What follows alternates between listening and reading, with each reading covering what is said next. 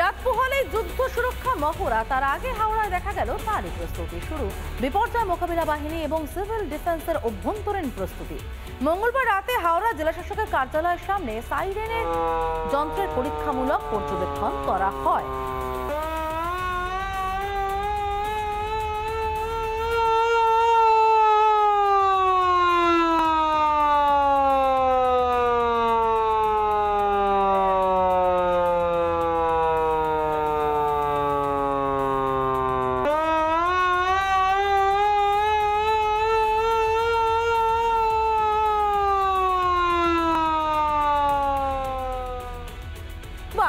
দেশ জুড়ে যুদ্ধ সুরক্ষা মহড়া, তার আগেই কেন্দ্র ও রাজ্যে উচ্চ পর্যায়ের বৈঠক।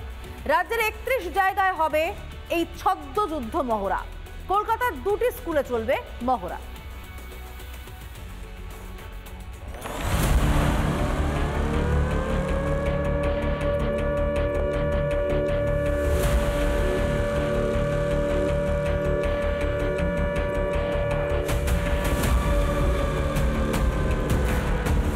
প্রায় 54 বছর পর ভারতবর্ষের মাটিতে যুদ্ধ সুরক্ষা মহড়া।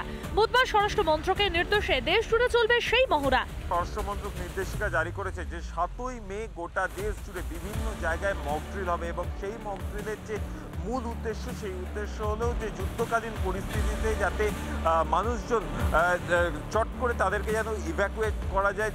খতিয়ে দেখা হবে সতর্কতামূলক সাইরেন ব্যবস্থা, আলো নিভিয়ে ক্রাশ ব্ল্যাক আউট মহড়া। প্রশিক্ষণ দেয়া হবে নাগরিক ও পড়ুয়াদের। নাগরিক প্রতিরক্ষা প্রটোকলের প্রশিক্ষণও দেয়া হবে। দ্রুত সুরক্ষিত স্থানে যাওয়ার আগাম প্রস্তুতি নিতে শিখতে হবে।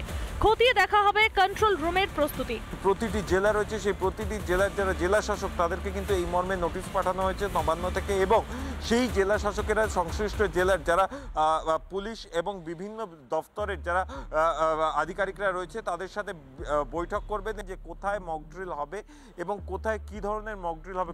কেন্দ্রীয় স্বরাষ্ট্র সচিবের সঙ্গে উচ্চ পর্যায়ের বৈঠকে ছিলেন বিভিন্ন রাজ্যের সচিবরা। বৈঠকে পশ্চিমবঙ্গের মুখ্য সচিব, স্বরাষ্ট্র সচিব ছাড়াও ছিলেন একাধিক পদস্থ আধিকারিক। এই বৈঠকে মূলত কেন্দ্রীয় স্বরাষ্ট্র মন্ত্রকের তরফে বার্তা দেওয়া হয় যে যুদ্ধ পরিস্থিতির জন্য তৈরি থাকতে হবে, তৈরি রাখতে হবে বিপর্যয় মোকাবিলা দফতরকে, তৈরি থাকতে হবে হাসপাতাল এবং অন্যান্য আনুষঙ্গিক জিনিস, অ্যাম্বুলেন্স তৈরি রাখতে হবে। যুদ্ধ সুরক্ষা মহড়া নিয়ে কি বলছেন বিশেষজ্ঞরা? একটা জায়গায় যদি ইনসিডেন্ট হয়, সেই ইনসিডেন্ট থেকে আপনি কিভাবে নিজেকে রক্ষা করবেন এবং আপনার পাশাপাশি আপনার দাদা ভাই বন্ধু বান্ধব তাদেরকে রক্ষা করবেন, এটাই হচ্ছে মক ড্রিল। সন্ত্রাসীদের সমূলে উৎখাত করতে যে কোনো মুহূর্তে পাকিস্তানের উপর প্রত্যাঘাত হানবে ভারত। তারই অঙ্গ হিসেবে যুদ্ধ সুরক্ষা মহড়া সেরে এক কদম এগিয়ে থাকতে চাইছে মোদী সরকার। রিপাবলিক বাংলা। এবার দেখাবো নিউ জলপাইগুড়ি স্টেশনের ছবি, যেখান থেকে প্রতিদিন লাখ লাখ মানুষের যাতায়াত। হাজার হাজার পর্যটক এখান থেকে দার্জিলিং সহ একাধিক জায়গায় বেড়াতে যান। সন্ত্রাসবাদী হানা বা যে কোনো উত্তেজনা এড়াতে স্টেশনের নিরাপত্তা জোরদার করেছে রেলওয়ে প্রোটেকশন ফোর্স। পেহেলগাম হামলার পর থেকেই ভারত পাকিস্তানের মধ্যে যুদ্ধ পরিস্থিতি। এই পরিস্থিতিতে দাঁড়িয়ে উত্তর পূর্ব ভারতে একাধিক রেল স্টেশন কিংবা ভারতীয় রেল টার্গেট হতে পারে, এমনটাই মনে করছেন ভারতের গোয়েন্দা বিভাগ।